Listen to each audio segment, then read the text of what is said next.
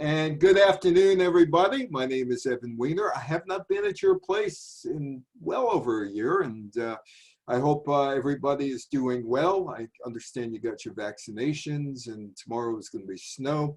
Hopefully, I'll be able to see you live sometime this summer or this fall. Again, my name is Evan Weiner, and this is a talk about George Washington. It's a talk about Barbados. It's a talk about Thomas Jefferson. And it's a talk about things you more than likely didn't learn in school, because I had to go to Barbados to find this out. Yeah, I had to go to Nova Scotia, to Halifax and Louisbourg, Nova Scotia, Cape Breton, Nova Scotia. I had to go to Quebec City. And it all fits into a puzzle once you put it together. George Washington is, of course, the father of the United States, but circumstances might have, well, let's talk about the circumstances. There's the Washington Monument in Washington, D.C. Actually, it was a nice summer's day when I took that picture a number of years ago with the Washington Monument undergoing repairs, as most of Washington is always doing, undergoing repairs. But let's talk about Washington, and let's talk about Barbados and how it fits into American history and has a key role in American history. Now, Barbados was intimately involved with the English Civil War. That's back in 1649, and that resulted in the defeat and the execution of King Charles I in 1649, and he's replaced by Oliver Cromwell as the Lord Protector. Some people from England decided, hey, listen, we don't want to lose our heads. We're royalists, and they got this territory in the Atlantic Ocean. I hear it's a little warm there, and you know it's not as cold and damp as London and England. So we better go because we want to keep our heads. So they flee to Barbados, and the English Civil War would come to Barbados in 1651. And it would end with something called the Charter of Barbados, which may have been the father of the Declaration of Independence in the United States. The royalists who supported Charles I did go to Barbados. They didn't want to lose their head like the king. And they bought up some property in Barbados, which was quite prosperous at that point because of the slave trade and because of sugar. Sugar was king, and England treated Barbados as a crown jewel, Bridgetown, Barbados, and the island of Barbados. In fact, it was probably the most precious crown jewel in British America at that time, 1651. The Charter of Barbados was agreed upon on January 11th, 1652, and ratified at the Mermaid Tavern in Ostens on January 17th, 1652. And in this treaty, there are 23 articles. Among the things that they discuss in this treaty, addressing religious liberty, free trade, and oh, this one, taxation without representation. They talked about taxation and the authority of the local assembly. They should be in charge of taxation in Barbados, not the English government. And this war ends, and in this treaty, they talk about taxation without representation. So the Civil War and the Charter of Barbados, they're done January 17th, 1652, and Barbados continues as a British colony. But, you know, here I am in Bridgetown, Barbados. I know nothing about this, absolutely nothing about it. I speak on cruise ships, and I'm going back to my cruise ship, and my wife says to me, there are these little plaques that are on the wall as you walk back to the cruise ship in the port of Bridgetown. She said, do you know anything about this? I said, let me read it. Anyway, it's Ostens, 1652, Bridgeport, at Bridgetown in Barbados. From this vantage point, you could have witnessed one of the naval theaters of the English Civil War from 1642 to 1651. Sir George Askew commanded a naval blockade of the island of Barbados from his ship, the Rainbow, in Ostens Bay, from October 1651 to January 1652. Askew's naval forces were sent to subdue local royalists led by Governor Lord Willoughby. The stalemate ended in a treaty between the royalists who became I wouldn't call them seditionists, but they became the opposition. Anyway, between the royalists and the parliamentary factions after the final conflict in Ostends. The Charter of Barbados was signed on 11 January 1652 at the Mermaid Tavern in Ostends. And why not? Brits do like to go to the tavern and enjoy themselves. And these people were Brits after all. It guaranteed Barbadian colonists their rights to land, local control of taxation, liberty of conscience, access to courts of law, and limited free trade. Sounds like the basis for the Declaration of Independence and Thomas Jefferson. We are celebrating, or we celebrated President's Day on Monday, and this is President's Month, so let's talk a little about Jefferson before we get back into George Washington. The treaty that no taxes, customs, imports, loans, or excise shall be laid nor levied made on any of the inhabitants of this island without their consent in the General Assembly. That's Article 3 of the Charter of Barbados, signed at the tavern, over a few drinks on January 17th, 1652. Now, there is a question in Barbados. There is this question in Barbados. Where did the Boston Tea Party start? Did it really start in 1652 at the tavern? Which was where the final battle between the Royalists and the Roundheads took place and resulted in the signing of the Charter of Barbados, the Treaty of Ostends, the Articles of Rendition of the island from proprietary rights to the Commonwealth Parliament on January 11, 1652. Taxation without representation. That was one of the key elements of this. This treaty was to ensure that Barbados accepted the authority of the English Parliament and also prevented the local taxes from being raised without local consent.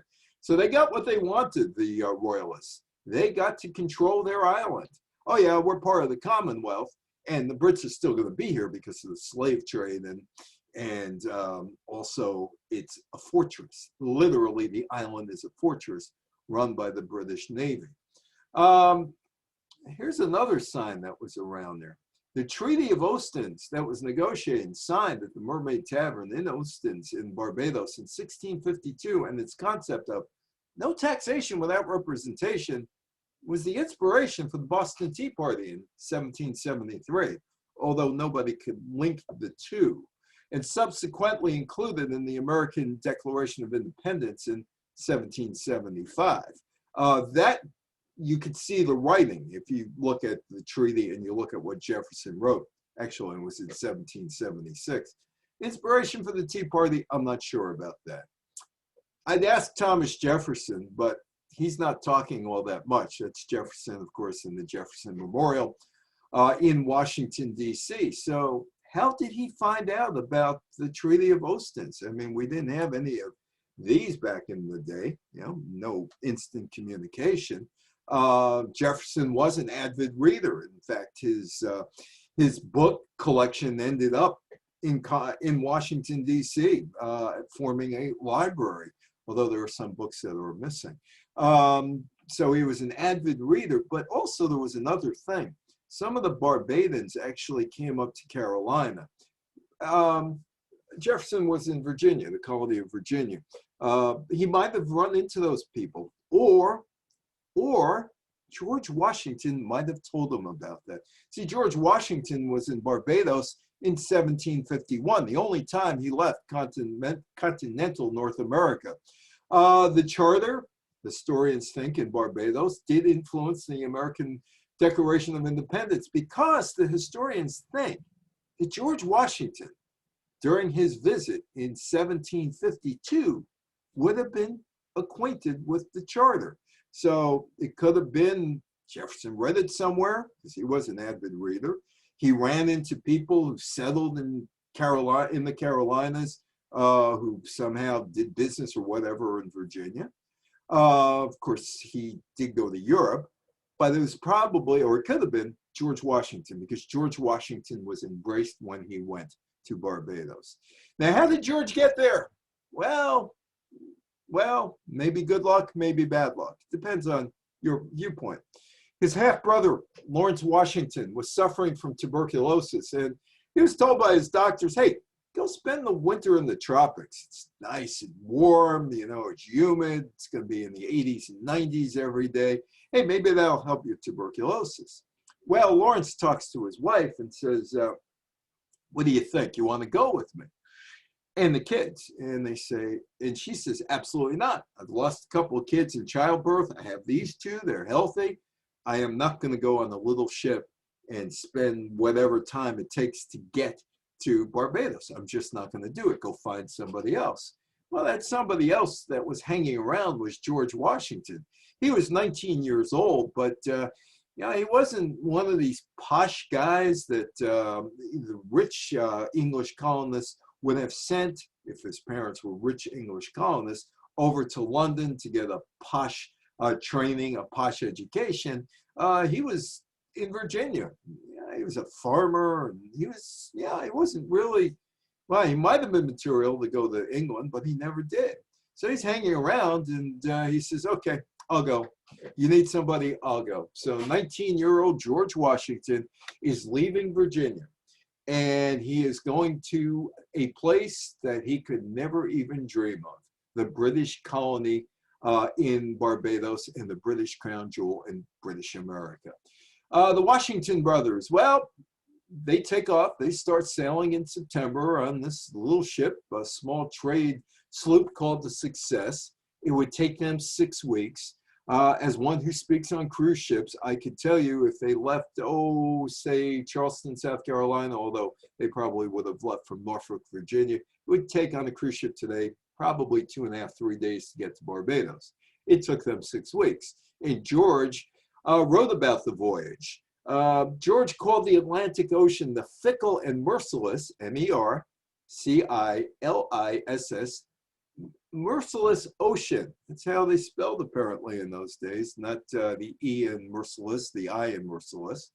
And he was going to end up at this place, Gedney Clark's house. Gedney Clark was the uncle to Lawrence Washington's wife. And this is where Lawrence Washington was going to convalesce in Barbados, not very far from Bridgetown. Washington decided he was going to record everything going on. After all, he had 6 weeks of literally doing nothing going down to Barbados. So he recorded the weather, details about sailing, the fish they caught or tried to catch. This included some dolphin, pilot fish, shark, barracudas, tigerfish, because they did need to eat on the way down. And eventually, November 2nd, 1751, they docked. And they would end up in an area not very far from here, Carlisle Bay in Barbados.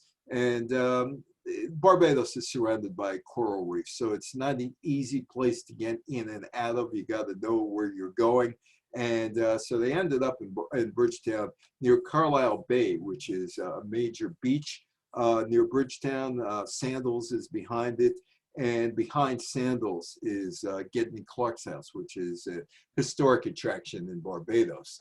The English settled Barbados in 1627.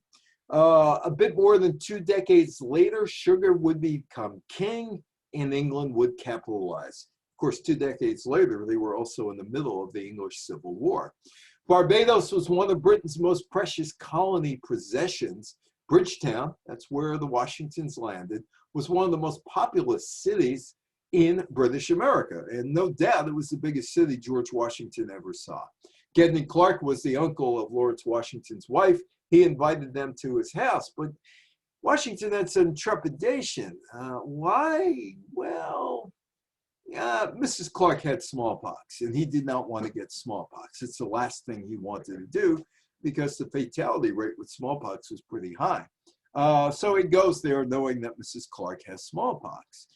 Within 2 weeks, guess what? George is sick. So not only is Lawrence sick with tuberculosis, but George also has smallpox. But in the end, that would be a break for George Washington because he would be able to, 27 years later, 26, 27 years later, use that to his advantage because he couldn't get smallpox again while the troops were battling the Brits in North America. Examining the island's defenses, George Washington concluded that Barbados was, 1, entire, I don't know. They had something about E's over there. This is Intire, one entire fortification. And it was. That's where the Navy was. And Washington becomes friendly with people who introduce him to the British forces. And he learns everything that you can in a brief time about how England defended Barbados and what their tactics were and a whole bunch of other things. And it lights a fire under Washington. He decides he wants to become a military man. And there's, it's the back end of Sandals now, the wall, the fortification around Barbados. Apparently somebody forgot to pick up the cannon over there, but the cannon facing out, I don't know who they're shooting at now. The British, the Barbadian Navy is in the shipyard, and there's a couple of ships over there, not very much. But back in the day, nearly 450 years ago, this was a major military place, and 350 years ago. The brothers would go home. Lawrence Washington would die of tuberculosis. The sunshine, the humidity, and the heat didn't do him any good. And he would die in July of 1752. Meanwhile, 20-year-old George Washington is looking for something to do with his life. And he finds it because Washington's provincial world was expanded. He was able to make contact with influential people in Bridgetown. And some of those people would later guide his career. And some of those people were very influential to him 25, 30 years later. After returning to Virginia, George Washington had a job. He was part of the British military. And he dedicated himself to the advancement of his military career. And he was just better than any of his Virginia contemporaries. After all, George was 6'4". He was a big guy, and he commanded a lot of respect. In a day where the average guy was probably about 5'7", 5'8", he was 6'4", and he looked the part. And he was a tough guy. He was a really tough guy. George wanted a commission in the regular British establishment. That's what he wanted. He wanted to be part of the British Armed Forces. An ambition that probably was prompted, and this is according to the website at George Washington's Mount Vernon Museum now, an ambition that was probably prompted and undoubtedly stimulated by his experience in Barbados. So here it is, December 1752. George Washington's 20 years old. Had no previous military experience except what he saw in Barbados, and he was made the commander of the Virginia militia. He would see action in the French and Indian War and eventually put in charge of all of Virginia's militia forces. George was a tough guy, and they liked it. The Brits really liked that about him. But he wasn't all that great on the battlefield, and this is a problem that George faces. In 1753, Washington was sent as an ambassador from the British Crown. He's just 21 years old at this time, to see French officials and Indians. And he traveled quite a bit from Virginia. He went up to where Erie, Pennsylvania is today on Lake Ontario. And he was supposed to meet with people, but he didn't. In 1754, he was to assist in the construction of a fort at present-day Pittsburgh, Pennsylvania. He had a little problem before he got there. He and some of his men, accompanied by Indian allies, were ambushed by a French scouting party. And that leader was killed, and it caused a big problem between Britain, France, and Washington was captured. The French responded by attacking the fortifications that Washington had erected following the ambush, forcing his surrender near Pittsburgh. He was released on parole. Washington and his troops returned to Virginia to regroup, basically. And regroup is what they were intending to do.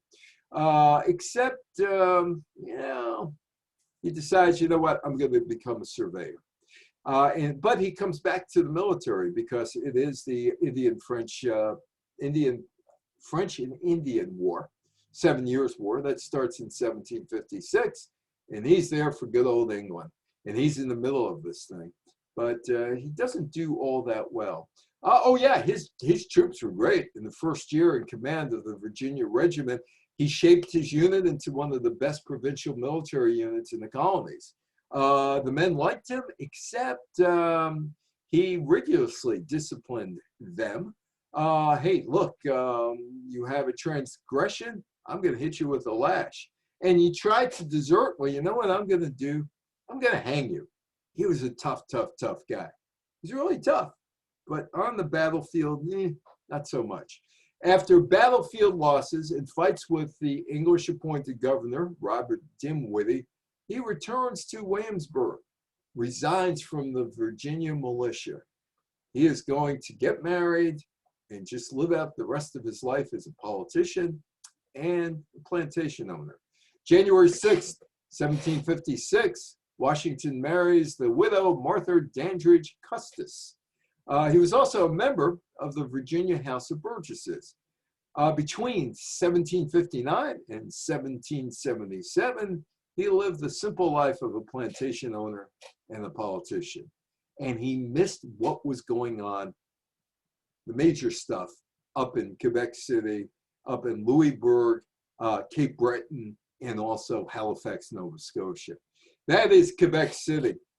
And that is where some of the history, not all of it, some of the modern history of North America turns, because it's the British and French. The French have control of Quebec. They had control of Nova Scotia for a little while. And the English wanted the land. The English had the land south, the southern colony, south of Nova Scotia. That would be New York across to what would be Massachusetts, which is now Maine today. But it's Quebec City where history changes, and that's a plaque in Quebec City.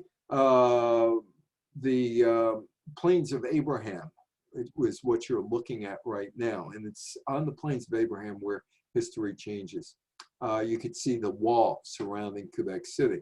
Now, way back when, back around 1993, 1994, I was in Quebec City, and I was doing my job as a reporter covering the National Hockey League draft. And brought my wife and kids with me, and my son was bothered by something, and we're outside the Hotel Frontenac, Chateau Frontenac. And Anders Hedberg, who had played with the New York Rangers, played with the Winnipeg Jets, asked me what's bothering my son. I said, I don't know, talk to him. And he said, if I may. I said, sure, go ahead. And he talks to my son, and he turns him around, and he says, look out that way, look out that way. And Anders Hedberg was from Sweden, and he played with Winnipeg, and they played Quebec very often. And in the winter, it just snows. It snows and it's cold in Quebec. And he learned about the Plains of Abraham. He says, look at the Plains of Abraham. That is where history changed. That is one of the places history changes, and it does, and Washington misses out. Montcalm, who is the French general, is defeated on the Plains of Abraham in Quebec City. In fact, not only is he defeated, he's killed on September 13th, 1759. George is with Martha. They're married there for a while, and he's doing his plantation thing and his politician thing as the real battle is going on. In 1759, the British, under the command of General James Wolfe, besieged Quebec City for 3 months. The city was defended by the French general, the Marquis de Montcalm. And there is the Plains of Abraham. There is the Chateau Frontenac. And this is where history changes, right on that area. What happened was simple. The French were trying to defend that land, and they were looking down at, now it's called the St. Lawrence Seaway. It was the St. Lawrence River back in the day, and the British would send patrols up the river. Now, the French decided they didn't need a full wall around the upper city of Quebec. They didn't need that.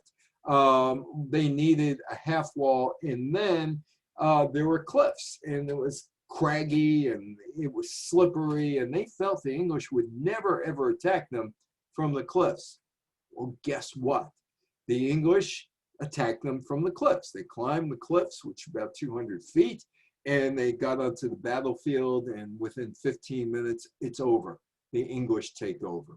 Now, how'd the French get there? Well, the French in 1605, colonists began to settle Quebec, began to settle Nova Scotia. And the French colonists would build the first European settlement in Nova Scotia, which is the first settlement north of Florida, at a place called Port Royal. And that would become known as Acadia. And you're probably very familiar with the Longfellow story of Evangeline. Louisbourg, French settlement, 1713. By 1730, it is the biggest military fortress in North America.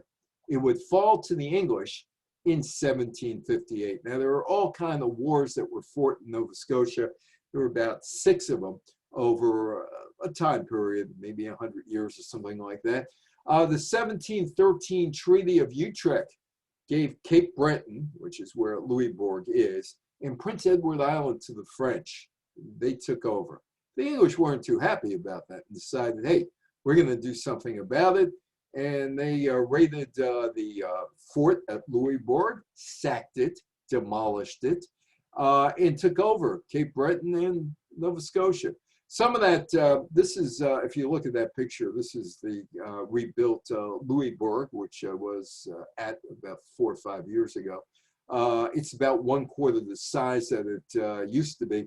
It was built in the 1960s because they felt they needed, the people in charge at Sydney, Nova Scotia, and Cape Breton Island felt we needed a tourist attraction, so let's build a tourist attraction. Because the mining is gone and all this other stuff is gone. We need to make some money, and they felt by opening this fort, they would do so. Longfellow wrote Evangeline about the exile of French from Nova Scotia. Let's not call it just the exile. This was a clear case of ethnic cleansing, and I'll tell you why. When you're in Halifax, Nova Scotia, there's a little island that's adjacent to where you dock on the ship. And it's a very small island. And on that island was the prison that Frenchmen were taken. And it's a very small place. And the Frenchmen were taken, they were put there. And if you survived the prison, many didn't, most didn't. But if you did, they sent you elsewhere. There is the lighthouse behind Louisbourg. But this is, well, you can't see it all that well, but if you walk along the waterfront in Halifax, and I've done that quite a few times, and I'll talk about, well, this is the walk of, believe me, I'm sorry. I'm sorry for doing this. I'm sorry for doing that. I'm sorry. I'm genuinely sorry. And this is the sorry part. They're going over the Great Expulsion, where the ones who survived in that island were taken by the French, shipped somewhere else, which is why there is American Cajun culture, because some of those people from Acadia were shipped to the French territory, which is Louisiana now. And that's how that culture survived. They continued their ways from Nova Scotia to Louisiana, a little difference in climate, but if you ever get up to Halifax, you walk and you'll see, I'm sorry for this, I'm sorry for that, I'm sorry for that. The French and Indian War would end in 1763. Washington misses the entire end of the war. English defeat the French in Canada. It wasn't Canada then, it's northern colonies. And at the Mississippi and the Great Lakes line, the English took Canada. They allowed some of the French back in around 1765, but the English were more concerned now about paying for all these wars that they had been involved with in the last half century, or from 1763 backwards to 1713. Washington never got a commission in the English army, despite being the commander-in-chief of all forces in the defense of Her Majesty's colony in Virginia. He becomes a kind of a businessman, and he's becoming incensed at the English. Why? Because the English want money. They have to pay for all their wars. And the war is done in the 1760s and 1770s, but the English colonists, or the Southern colonists, and throw in Nova Scotia too, and England were rising and rising and rising and rising. Well, why? Well, the Treaty of Paris ended the French and Indian War. That was between Great Britain and France. And Great Britain doesn't have any wars, but they have enormous debt. And the Parliament turns its attention to regulating the empire, especially the colonies. And there are two. There are the northern colonies, which is now Canada, and the southern colonies, which is now the United States. There's a lot of debt, and they got to pay off the debt. And who could we turn to? Oh, I know those southern colonists, because most of them, they have money. They're landowners. A lot of them have money. And hey, we could hit them up and pay for some of the debt. They were thinking about doing the same thing in the north. And Nova Scotians weren't too thrilled about what the English were going to do as well to them. So they're watching closely in the south after this war is done. The south at this point, there's a river that separated then Massachusetts and then Nova Scotia. Massachusetts would cede land, would become Maine in 1820. And after the Revolutionary War, Nova Scotia was cut in half to form New Brunswick. But before that, people knew each other across the border. So they may have known, the people of Massachusetts, to tell other southern colonists, and hey, the best troops are gone. England has locked this place down. The French isn't here. You know, maybe it's a good time to start thinking about the future. England chased the French out of Nova Scotia. So just maybe they're not here. We're here. Why should we put up with them? And the Parliament gives the southern colonists a lot of ammunition to get out. The English Parliament issues the Proclamation of 1763 prohibiting the settlement in the American colonies west of the Appalachian Mountains. Oh, George Washington doesn't like that. If you think back to those days, the Virginia colony included West Virginia, which is right in the middle of the Appalachians. So George Washington didn't like that. You know, there's Tennessee over there, there's Kentucky over there. Maybe we want to resettle them, what would be Kentucky and Tennessee. So Washington and people in Virginia are greatly resenting this. The Parliament imposes the Stamp Act. They need money for taxing the American colonies.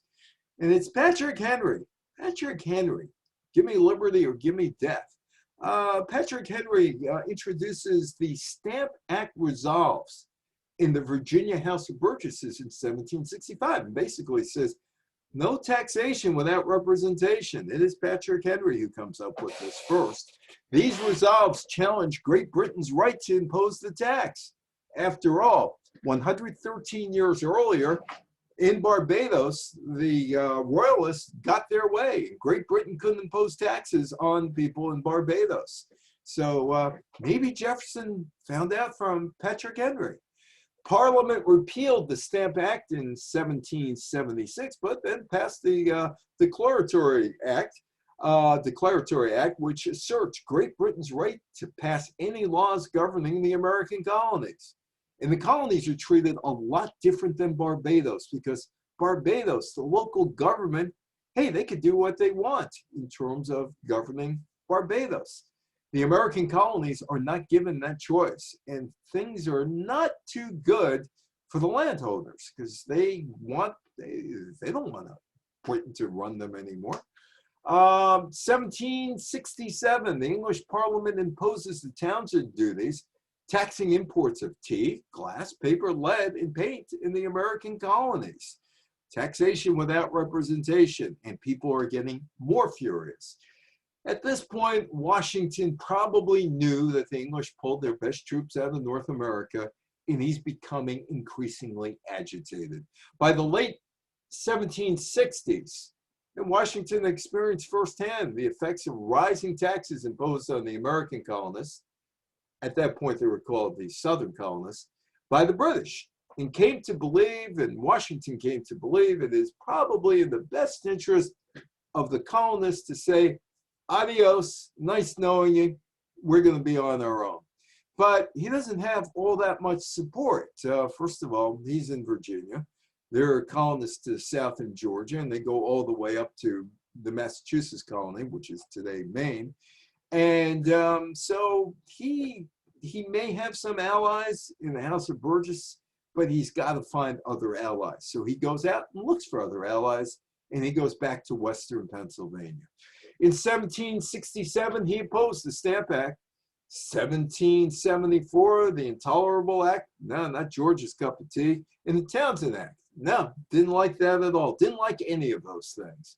So he goes looking. And you know, my background is as a reporter. That's what I did. And I've had some major scoops in my life. In 1978, when I was 21 years old, John Lindsay told me he was going to run for Senate in the state of New York, which allowed me, or I ended up being on WNEW radio for that. And I also interviewed one-on-one Ronald Reagan. And I had a scoop in 1982. I was just 26 at the National Football League strike was over. And I had some sports scoops. So, you know, my background is a reporter. So here I see Washington, and he's talking to a local chief, Native American chief. And I decided I was going to eavesdrop on what they were saying, because here they are, they're outside of Pittsburgh, and they're trying to put this plan together. How do we get back at the British? And eventually, yeah, they get support, they get allies, his old allies from the Indians, and they decide, yeah, okay, this is what we're going to do. We're going to eventually pull something together, and do we have your support? I trust we have your support. And they say, sure, why not? Parliament passes the Tea Act in 1773, the English Parliament. And in 1773, the Boston Tea Party takes place in Boston, Massachusetts. And that was good old Samuel Adams, who used to talk to the sky, allegedly, talking to people in Boston. Now he's a beer. A party of nearly 50 men disguised as Indians, led by Samuel Adams, board ships. They break open 343 chests of tea, and they empty them into Boston Harbor. And if you want to go up to Boston, you could do the same thing today for $10. You pay your $10 going in there. They'll put you on that little ship. They'll give you some tea, and you could dump it into the river. You don't have to put your life at risk the way Samuel Adams and his people did back in 1773. How did the Tea Party come about? Well, simple.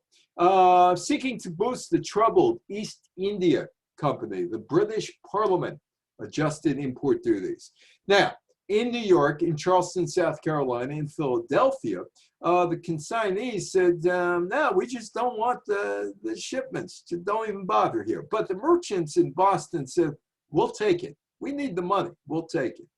And Samuel Adams didn't particularly like the fact that they took it, and he decided to do something about it. So on the night of December 16, 1773, Samuel Adams and the Sons of Liberty boarded the 3 ships in the Boston Harbor and threw the chests of tea overboard. And King George III is getting really upset. When he hears this, he gets extraordinarily upset.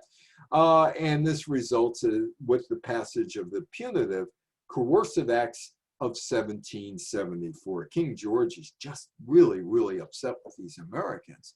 The Coercive Acts of 1774 were intended to punish the colony in general, the colony being Massachusetts, and Boston in particular, because of the Tea Party, and also there were all kind of patterns of resistance. And George couldn't have any of this. No. George didn't want any of this. He couldn't take it from these Americans. And here we are about ready to look at it's not the American Revolution per se. It is a civil war, because most of these people are British expats, or you could call them traitors, and I'll ask about that in a minute, against King George III. But the weird thing is, in Massachusetts, this is Great Barrington, Massachusetts, and about, I guess, 2019 when I was allowed out. Near this spot stood the first courthouse of Berkshire County, erected 1764. Here, August 16, 1764, occurred the first open resistance to British rule in America. I can't figure this out. I mean, I realize that Great Barrington, Massachusetts, in the Berkshires, is about 120 miles west of Boston, due west of Boston. I understand all of that, but it wouldn't take that long back in the day to get from Western Massachusetts to Boston.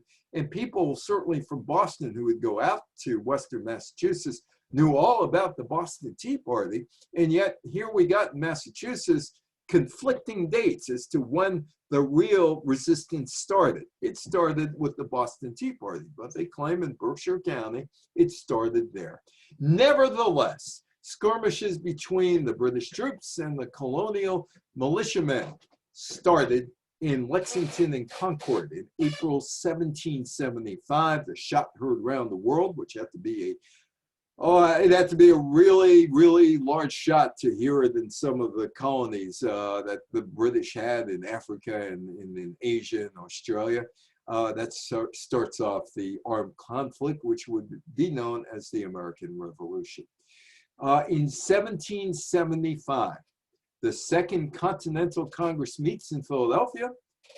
Peyton Randolph is reelected president of the Congress, and George Washington decides to come out of retirement. He's named commander-in-chief of the American forces. Hey, George was 6'4", had the experience, and besides, nobody else wanted the job.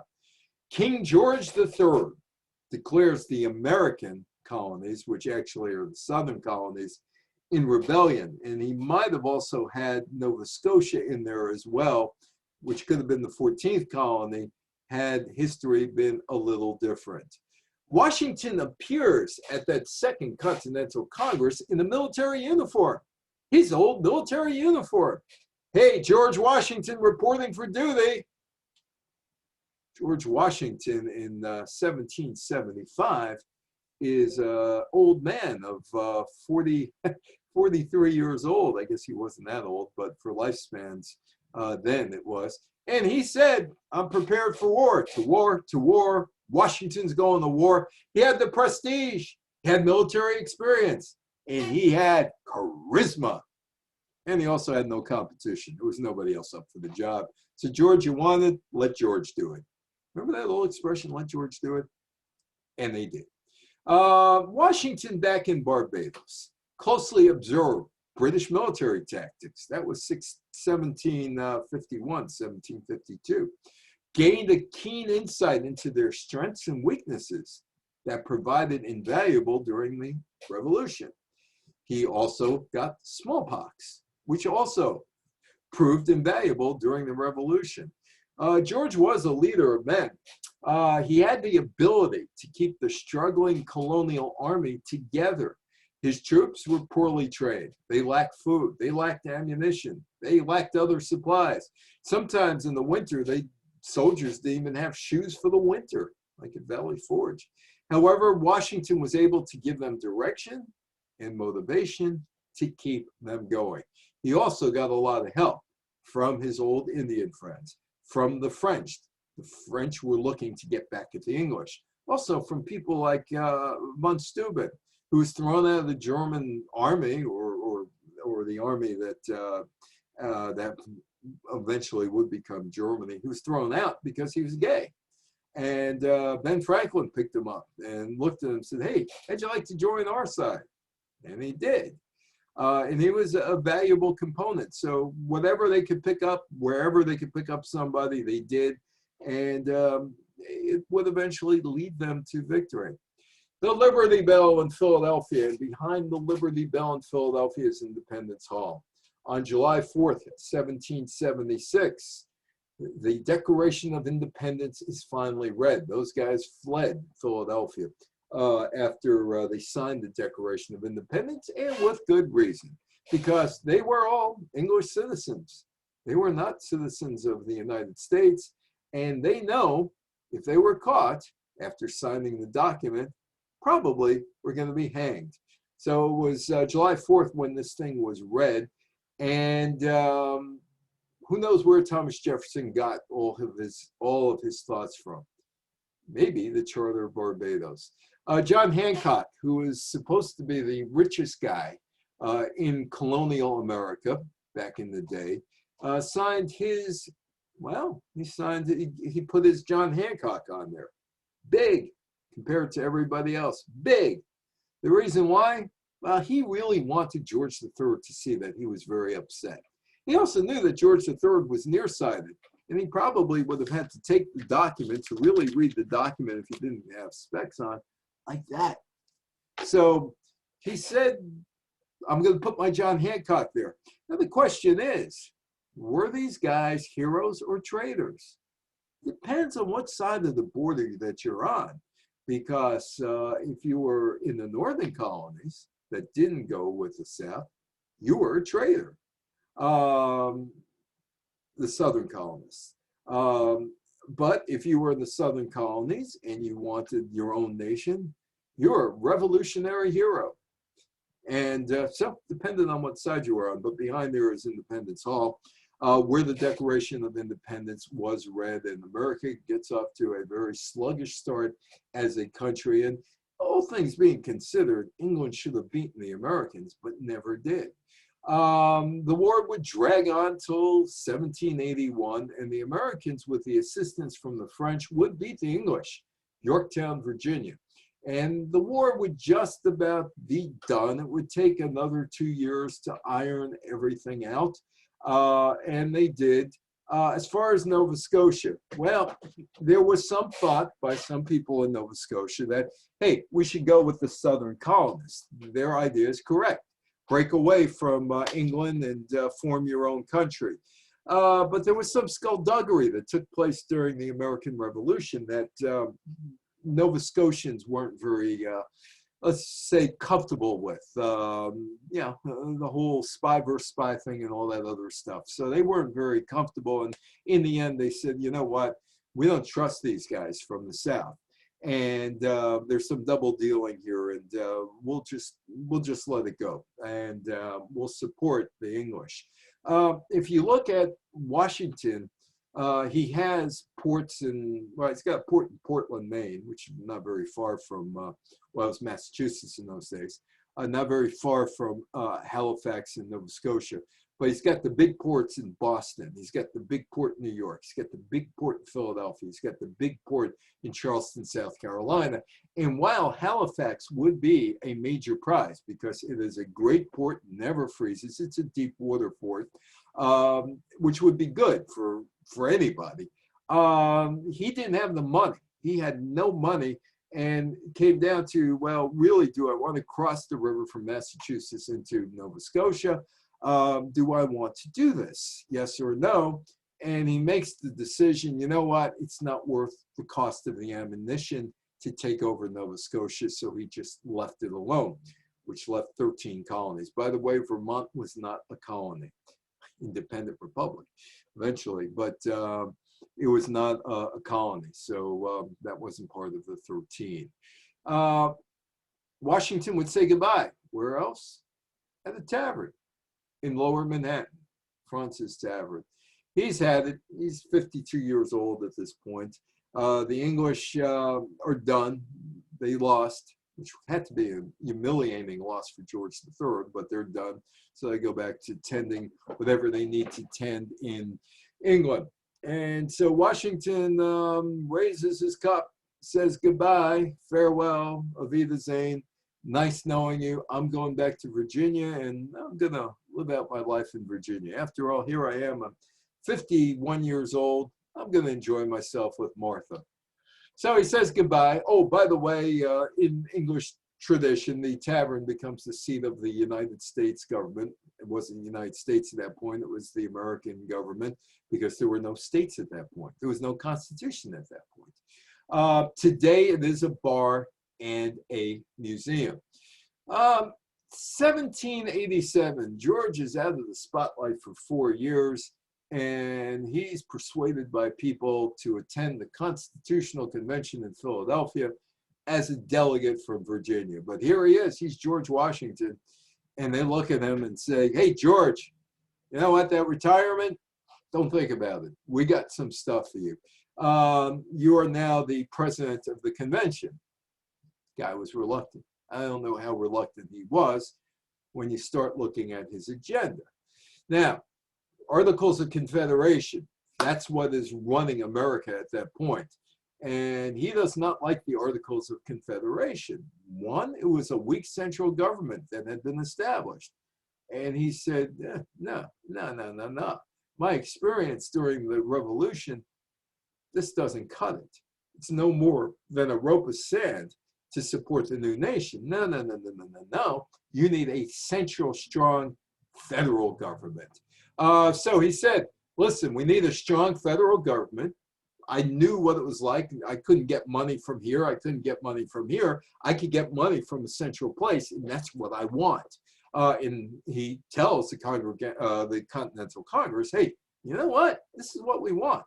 You're going to pay us money. We don't want to depend on the states anymore to provide for the need of the military. And he would run for president in 1788 and would become president in 1789 at this place, Federal Hall in Lower Manhattan, which was the first seat of the government, literally. Washington would invent what the American federal government would look like. He appointed all of the high-ranking officials in the executive and judicial branches, shaped numerous political policies, and he depended on this guy.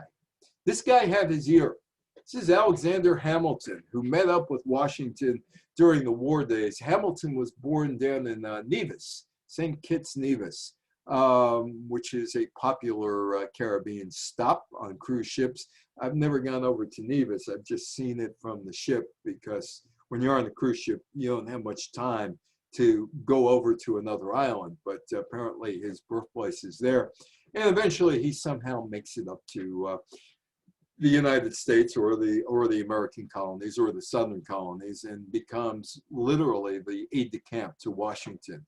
Washington supported Alexander Hamilton's economic policies. The federal government assumed the debts of state governments. He would establish the first bank of the United States Mint, and the United States Customs Service. And there is the Alexander Hamilton Custom House in Lower Manhattan, which was in disrepair, but now has been renovated, and it is just a spectacular looking building. And you could see Alexander Hamilton for nothing, because this was built before he became a household name on Broadway, and he had to spend all that money for Hamilton. Hamilton and Jefferson didn't get along. If you saw the play, you understand that. Hamilton decided New York should be, while Washington's president, Hamilton decided New York should be the financial capital of the new United States. And he told Jefferson, we'll keep the money and you go down wherever you want and you play around with the government. And what Jefferson would find is this swath of land in Maryland, swampland. Cut it out, it would become the District of Columbia, and that would be the seat of the United States government. Washington would never serve in the United States government down in Washington, D.C., place named after him. And the French architect, Lafont, was the guy who designed what is today modern Washington. It was his design for streets and all that other stuff in Washington, D.C. So Hamilton wins out. He keeps the money in New York and doesn't really care about the politics. Washington would leave office after 8 years in 1797. He decided, he was literally offered to become the king of the United States, but Washington, even though Mel Brooks once said it's good to be the king, Washington decided, nah, I don't want to be the king. And he would go back to Martha in Mount Vernon, which is about 20 miles south of what presently is Washington, D.C. now, and live out his life. His life didn't extend all that long. It was only 2 years. As far as Alexander Hamilton, Hamilton would continue having his fights with people. He would be the founder of the New York Post, which is the oldest newspaper in the United States, founded in 1803. And of course, he would meet his demise in a duel with Aaron Burr. Some women problem there, I guess. But Alexander Hamilton, a lot of what he did was set up the government of today. The Brits were done in 1783, or were they? Well, not really. The War of 1812. There were some Senate members who wanted to expand westward. In the Ohio Valley, there was a big fox fur trade that both the United States and Britain were after. Fox was king at that time. And the Brits were still smarting over the fact that the Americans had beaten them. And this is 29 years later when the War of 1812 started. And it's a war of little consequence, very little consequence. The Brits did burn the White House in 1814 after the Americans burnt down places in Ontario roughly at the same time. The Brits had an advantage. They up in Mackinac Island, they took over a fort, and they were doing rather well around the Great Lakes. And the Americans were reeling. The White House, of course, was burnt down and painted white. But the Brits were stopped in Baltimore. Francis Scott Key writes the Star-Spangled Banner. But the big thing was that the Brits, who had Navy superiority, lost a major battle to the Americans in 1814. And the war is basically over, Treaty of Ghent in 1814, but nobody told Andrew Jackson. And Andrew Jackson would take that little trip down the mighty Mississippi, Battle of New Orleans. And he would fight the Battle of New Orleans long after the war was done. The war is over, and he's still fighting the Battle of New Orleans. Turned out well for Johnny Horton. If you remember Johnny Horton, his big hit in 1959, the Battle of New Orleans, put him on the map, made him some money, made the guy who wrote the song some money too. But the war is inconsequential because both Britain and the United States revert to the borders they had in 1812. They would have an uneasy peace for a while. Bermuda would play a central role, not only in the American Revolution, where some Bermudans sold some ammunition to the American side. Being Bermuda was a territory of Britain, that caused some problems. But also during the Civil War, the Southern troops, the Confederates, went over to Bermuda to pick up some supplies, including gunpowder. There were some skirmishes outside of Alaska during the Civil War between the Brits, which weren't Canadians yet, and the Americans. And there was distrust for a long time, even going into the 20th century. As far as Washington goes, he's one of the greatest presidents in a poll of historians. His stay in Barbados was exceptionally important. He learned about the British tactics. He got contacts. He contracted smallpox. He would then enter the British armed forces. He'd quit, and then George Washington would come back in 1775. Whether he was a traitor or not depends on what side of the border you're on. Because in 2008, I was on a tour of Ottawa with other people covering the National Hockey League draft. And we had this historic tour. I took my son with me. And she was talking about how the tour guide was talking about Canada, all this other stuff, and how Canada won the War of 1812, which they didn't do because there was no country of Canada until 1867. But Canada won because the Americans never invaded again. The reason why there's a capital in Ottawa instead of Kingston, which is about 15 miles west or 15 miles in driving from Watertown, New York, or the border up in on the St. Lawrence Seaway, St. Lawrence River, and Kingston is to the west, because the Loyalists ended up in Kingstown, the ones who supported the Brits during the Revolutionary War. Also, Nova Scotia is cut in half, and the Loyalists ended up in New Brunswick. But Kingstown, well, the name itself, couldn't put it there.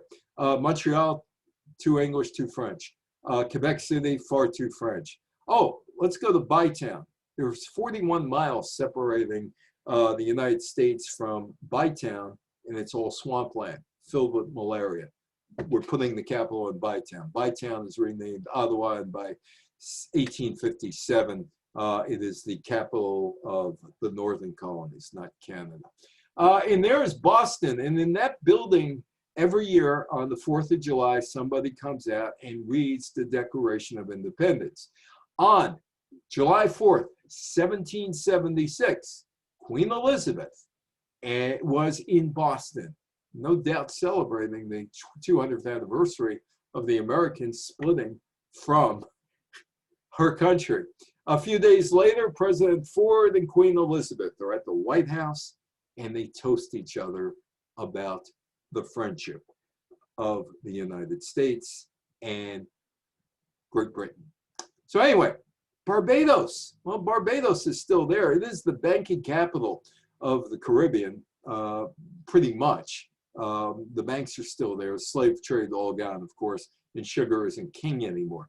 But Barbados played a major role, whether you think about it or not, in the American Revolution. Washington being in Barbados, Jefferson somehow getting the Charter of Barbados, and also the taxation without representation demand that the royalists who became Barbadians had of the English government ended up in the Declaration of Independence.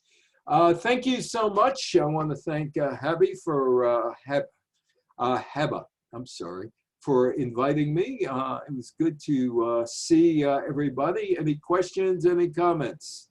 Anyone have any question, any comment? No, I thought it was